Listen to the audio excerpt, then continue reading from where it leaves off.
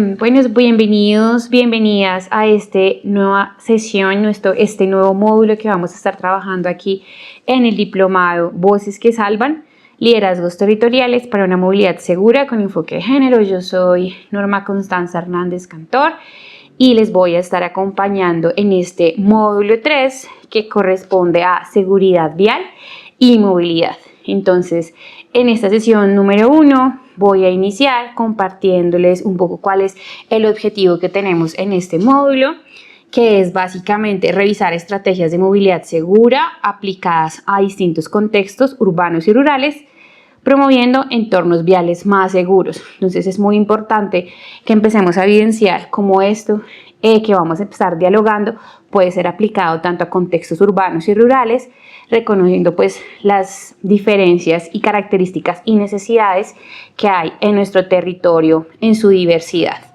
Entonces de esto vamos a tratar este módulo 3. Me voy a permitir compartirles el índice del módulo, cuáles van a ser las 13 sesiones que vamos a tener. Vamos a iniciar con diversidad en movimiento, que es equidad y seguridad en la movilidad cotidiana. Estos términos que ustedes van a estar abordando y trabajando de manera transversal en este diplomado. También en la segunda sesión vamos a estar hablando un poco de qué es esto de la visión cero y allí pues el valor de la vida para hablar de la movilidad segura.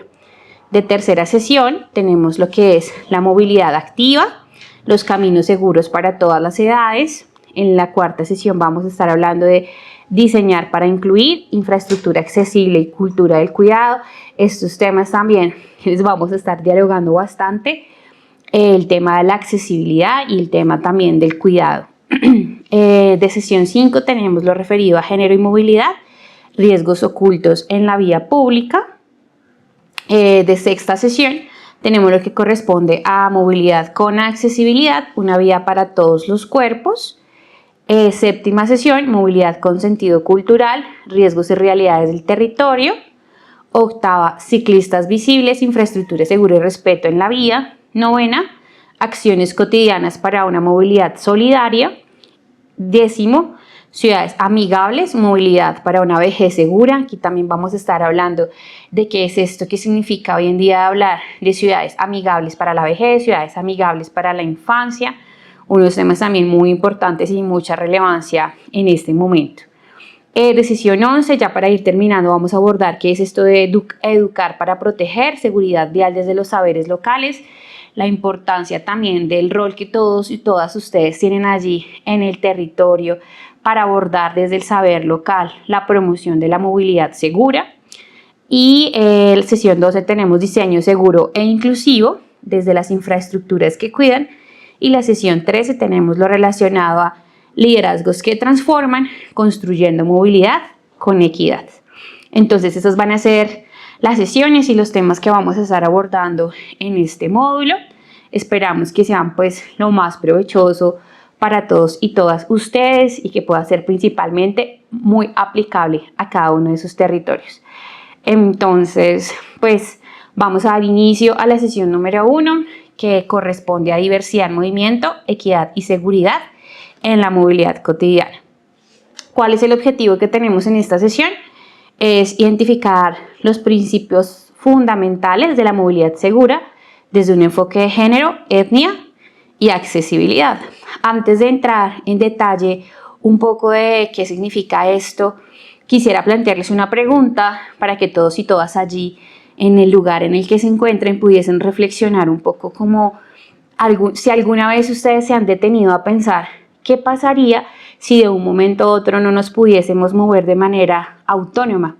Seguro muchos o muchas de ustedes han tal vez vivido un accidente, un siniestro vial que nos ha dejado una incapacidad, hemos tenido que usar muletas, tal vez silla de ruedas o incluso muchas veces cuando vamos con los carritos de mercado o vamos con coches de bebé, pues hemos visto cómo la movilidad empieza a reducirse y empezamos a encontrarnos una serie de barreras en el camino y en nuestros recorridos cotidianos, porque entramos precisamente en esa población que es de movilidad reducida. Entonces, quisiera que pensáramos un poco como si realmente en algún momento no pudiésemos movernos de manera autónoma, podríamos hacer cotidianamente todas las actividades que realizamos, poder ir a trabajar, ir a estudiar, cuidar a nuestros hijos y nuestras hijas. Entonces, y a partir de esto empecemos a pensar en un concepto muy importante, que es pensarnos la movilidad segura y la movilidad en general como un derecho fundamental para todos y todas las personas. Entonces, esa es como la primera reflexión de la que quiero partir. Y a partir de allí también reconocer que actualmente y cotidianamente existen muchas personas que encuentran muchas barreras para poder moverse, para poder hacer su vida diariamente, porque se van a encontrar con un sinnúmero de barreras que se lo van a estar impidiendo. Hablemos, por ejemplo, en el caso de una persona ciega. Ellos y ellas tienen su bastón. Si, por ejemplo, es una persona sordociega, esta persona va a tener tal vez un perro guía, ¿cierto? Un acompañante, pero ¿cuántas barreras esas personas no se encuentran cotidianamente para poder trabajar, para poder estudiar, para hacer las compras, ¿cierto? Entonces, la realidad es que aunque todos y todas deberíamos tener la misma posibilidad de ejercer nuestro derecho a la movilidad, la verdad es que no. No todas las personas tenemos las mismas capacidades, sí tenemos las mismas capacidades, pero no tenemos muchas veces las mismas posibilidades de hacerlo. Y entonces aquí es donde empezamos a hablar de la movilidad como un derecho que además permite que se puedan realizar el acceso y la permanencia en muchos de los servicios que necesitamos para poder cumplir satisfactoriamente pues nuestros derechos, ¿sí? Valga la redundancia en este caso. Quiero también partir así de la pregunta, ¿será que en Colombia acaso la movilidad segura es un derecho? Y la realidad es que propiamente desde nuestra Constitución política, en el capítulo 1 que corresponde a los derechos fundamentales, no se habla propiamente de la movilidad segura, sino se habla del derecho a la libre locomoción. Ustedes van a encontrar allí en el capítulo 1, en el artículo 24, que nos habla de que todas las personas, todos los y las colombianas tenemos el derecho a desplazarnos libremente por el territorio, pero pues aquí aún en la Constitución Política Colombiana no se reconoce el derecho a la movilidad segura como un derecho fundamental.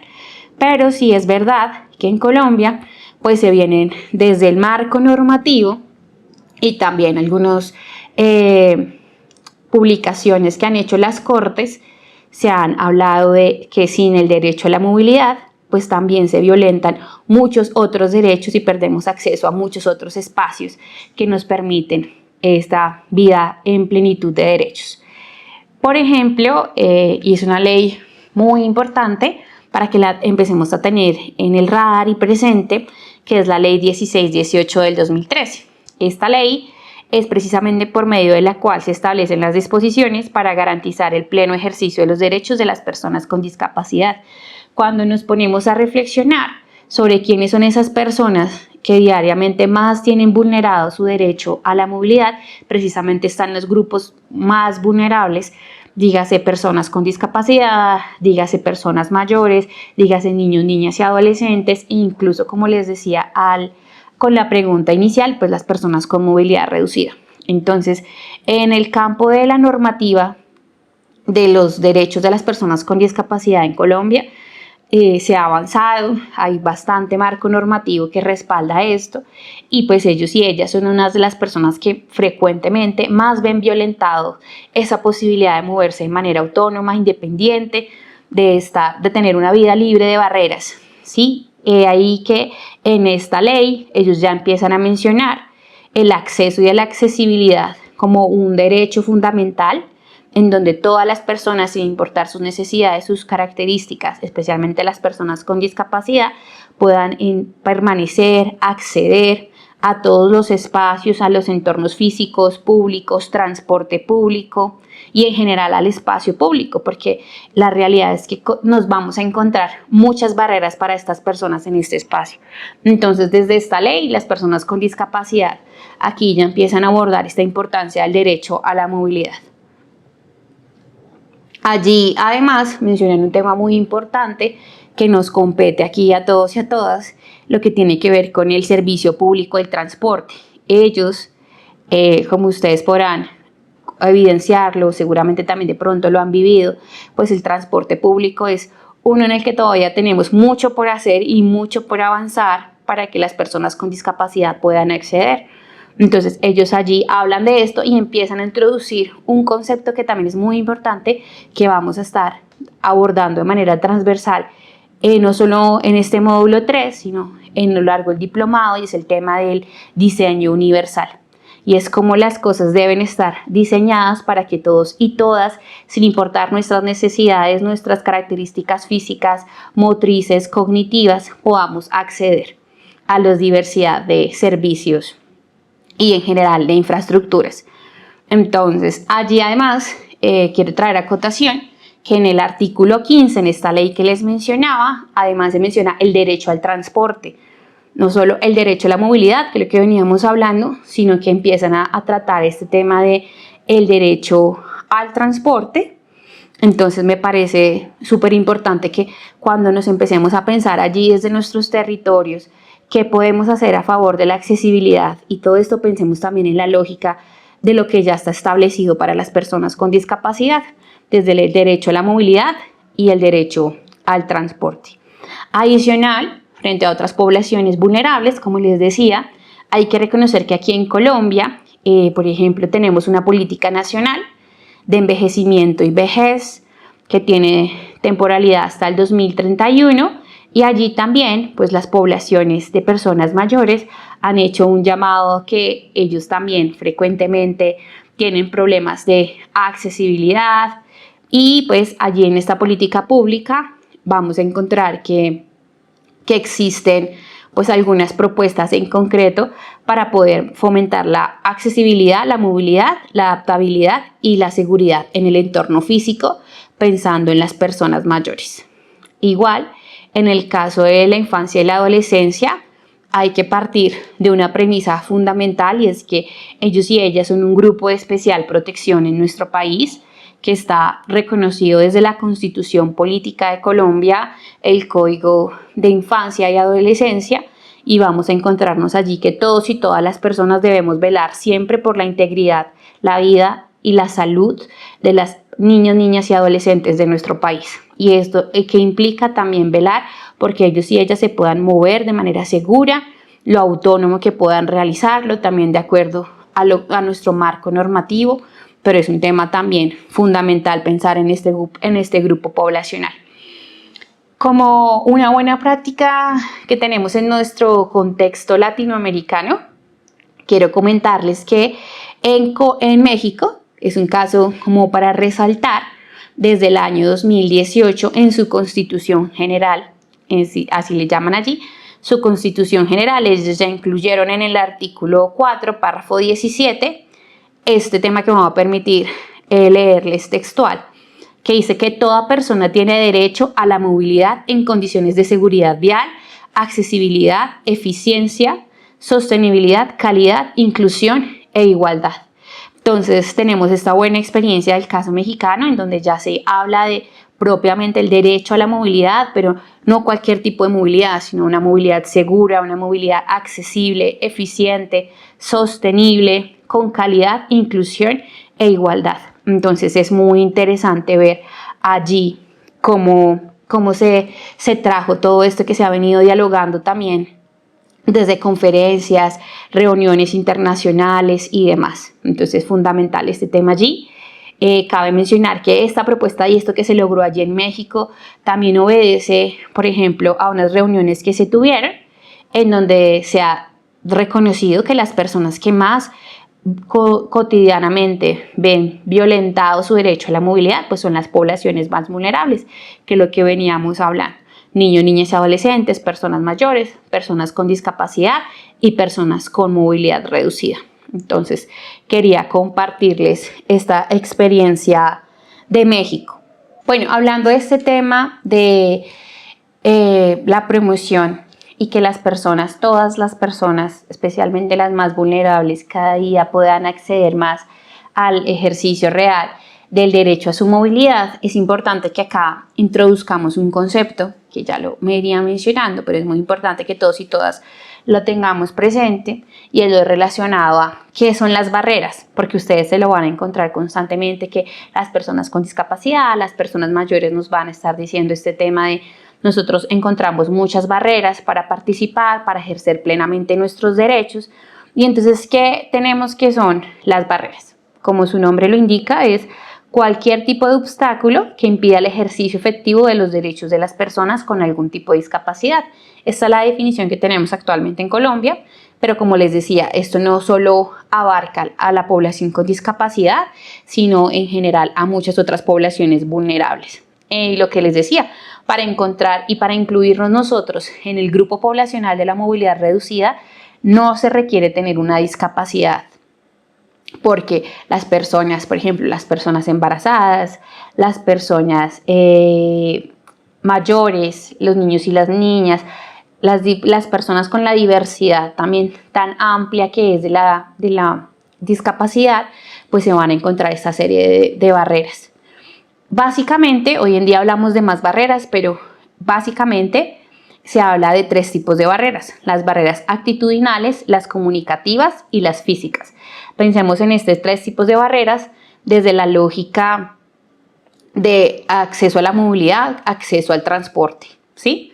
Entonces, ¿qué hablamos de actitudinales? Muchas veces las personas no tenemos como la disposición y el interés también de relacionarnos de una manera amable, digna con las personas con discapacidad. Entonces, esas barreras actitudinales es a veces cuando nosotros queremos ayudar a las personas con discapacidad, a veces lo que hacemos es no reconocer sus características y sus capacidades, ¿sí? Por ejemplo, hay una actitud que las personas solemos creer que es muy buena. Si, por ejemplo, vemos a una persona ciega que va a cruzar una calle o algo así, es acercarnos a ella y de una vez cogerla o tomarla de alguna parte de su cuerpo y ayudarle a cruzar la calle. Esa persona, si va con su bastón o va con su perro acompañante, está en toda la capacidad de moverse de manera autónoma. Entonces, cuando nosotros hacemos eso, estamos agrediendo su autonomía, estamos agrediendo su persona. Entonces, nosotros por querer ayudar a una persona estamos haciendo lo que se suele decir acción con daño. Entonces, las actitudes también es eso, es cuando queremos romper esas barreras actitudinales, es también reconocer que las personas con discapacidad están también totalmente capacitadas para tener una vida independiente, una vida autónoma, siempre y cuando el contexto y nosotras como sociedad, no les pongamos barreras e impidamos que ellos y ellas puedan ejercer plenamente su vida y sus derechos. Entonces, lo actitudinal también implica hacer como un cambio de chip y entender esto, y también estar prestos a ayudar cuando estas personas lo requieren y nos lo piden. Esa persona, si necesita ayuda para cruzar la calle, va a buscar comunicarse con alguien que esté alrededor y le va a decir: ¿me puedes por favor ayudar a cruzar la calle? No llegar nosotros de manera, puede ser un poco violento, a tomarlo sin su consentimiento y demás. ¿Qué hablamos de las barreras comunicativas? Y yo quisiera hacer ese énfasis aquí en una población de la que no solemos hablar mucho, y es las personas con discapacidad cognitiva. Muchas veces, no sé si ustedes han tenido la oportunidad de ir a, no sé, al metro de Medellín o incluso los mapas de Transmilenio, de Mío en Cali, ¿sí? A veces suelen ser complejos, no se entienden muy bien cuáles son las rutas, o incluso para las personas sordas puede ser difícil tener una comunicación bidireccional con las personas que conducen los vehículos y demás. A eso es lo que hablamos de barreras comunicativas. Ahí la importancia de que cada vez más podamos entender a las personas y comunicarnos en lengua de señas colombianas, pero que también los sistemas de transporte, la señalización, la infraestructura en general sea comprensible para todos y todas las personas. En ese sentido, en lo comunicativo, por ejemplo, para las personas con discapacidad cognitiva o incluso personas que no hayan aprendido a leer o escribir, incluso también en reconociendo la diversidad cultural y lingüística que existe en nuestro territorio, para estas personas, por ejemplo, que tienen su propia lengua, para los pueblos indígenas y demás, pues también estas barreras que les puede implicar, por ejemplo, reconocer los nombres de las estaciones, de los paraderos, de las calles. Entonces, cuando hablamos de romper esas barreras comunicativas, vamos enfocadas a esto. Hagamos lo más accesible y lo más entendible para todos y todas ese tipo de transporte y de movilidad. Y físicas, yo creo que pues es la barrera que más se suele reconocer e identificar, cuando la falta de rampas que existen, cuando existen escaleras pero no existen rampas, cuando existen escaleras pero no existen ascensores, ¿cierto? Cuando los andenes no están plenamente comunicados, entonces ¿cómo hacemos cuando una persona tiene que bajarse de un andén para subirse a otro?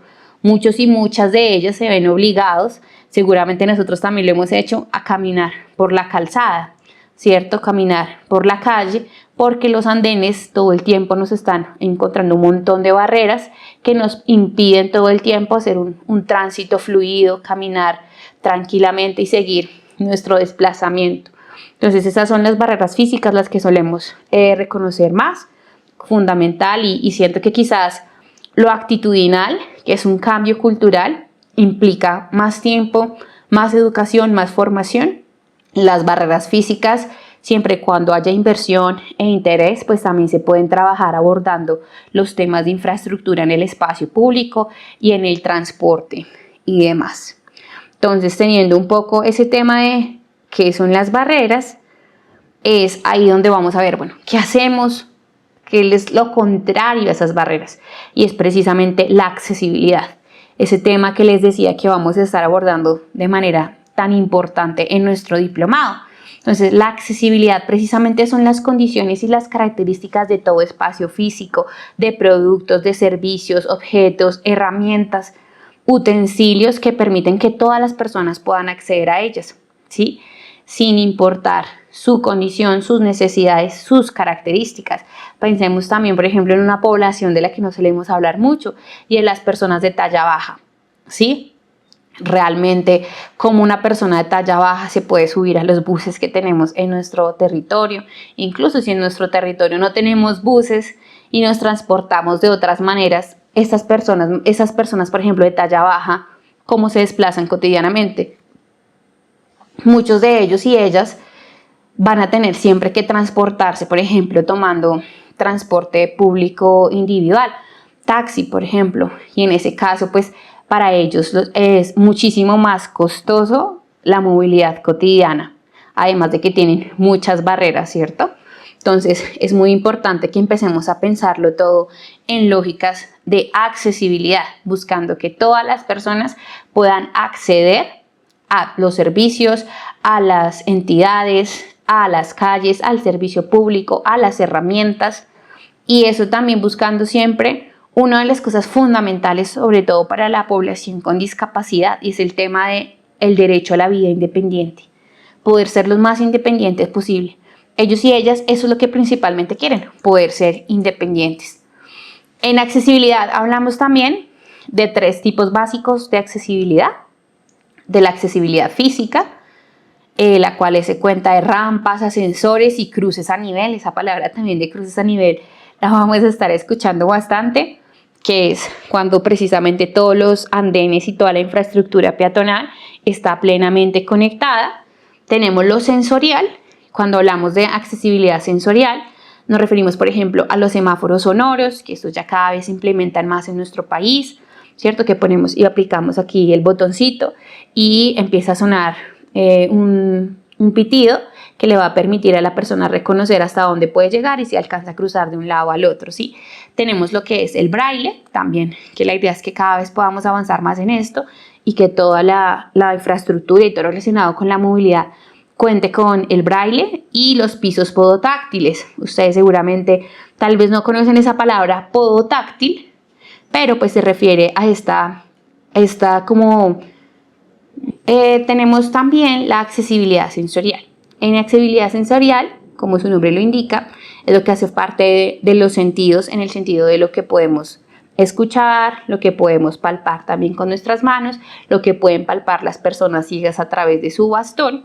Entonces entra allí lo que son los semáforos sonoros, que cada vez se están implementando más en nuestro país, en donde las personas pues pueden poner allí un botoncito y va a sonar como este ruido que le va a indicar a las personas cuando pueden pasar de un lado a otro en un cruce peatonal, ¿cierto? Semaforizado.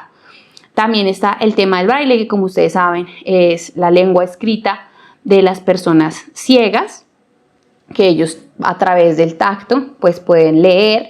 Entonces también la idea es que cada uno de nuestros sistemas de transporte, todo lo relacionado con movilidad de espacio público pues también cuente con braille, y se encuentran los pisos podotáctiles. Los pisos podotáctiles son estas texturas que hay en el suelo que a la persona ciega, cuando se va desplazando, le va a permitir reconocer hasta dónde puede llegar, dónde hay cruces de esquina, dónde hay paraderos y demás. Y esto también en temas de movilidad y seguridad vial es fundamental que cada vez más se cuente con pisos podotáctiles para la autonomía e independencia de las personas ciegas. Y la accesibilidad cognitiva. La accesibilidad cognitiva no es nada más ni nada menos que el derecho a que todo sea más fácil. A veces nos complicamos mucho, como que volvemos complicado cada vez más las maneras en las que damos las indicaciones, la señalización, las maneras en que indicamos hacia dónde tienen que desplazarse las personas. Y también pues es muy importante que empecemos a pensarnos en esa lógica de que también las personas con discapacidad cognitiva e intelectual, incluso niños y niñas, también tengan la posibilidad de entender todo de manera más sencilla y más fácil.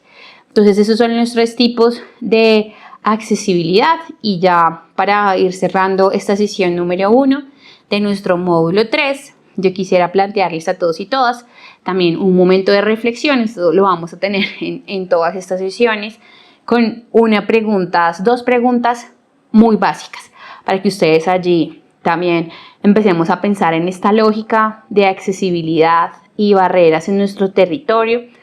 Vayamos escribiéndolo, que no se nos queden esos pensamientos solamente allí, sino que también sería muy interesante si los podemos empezar a notar, que van a ser muy valiosos para los ejercicios que vamos a estar haciendo y los retos que vamos a tener alojados en la plataforma. Y la primera pregunta es: ¿en mi territorio todas las personas pueden ejercer plenamente su derecho a una movilidad segura? Esa sería la primera pregunta que quiero plantearles. Y la segunda es: ¿qué lo impide? ¿Qué es eso que en nuestro territorio está impidiendo que estas personas no puedan ejercer plenamente el derecho a la movilidad? Y también desde ese rol que todos y todas ustedes tienen como líderes y lideresas de la seguridad vial, ¿qué puedo hacer yo para cambiar esto? ¿Qué puedo hacer yo para que en mi territorio cada vez más personas puedan ejercer plenamente su derecho a la movilidad segura? Entonces, con estas preguntas los dejaría en este espacio con la sesión número 1 del módulo 3, y pues invitarles a que exploren la plataforma y demás, que allí van a encontrar cuál va a ser el reto del módulo y también los distintos retos que van a tener en algunas de las sesiones. Entonces, muchas gracias y nos veremos en la próxima sesión.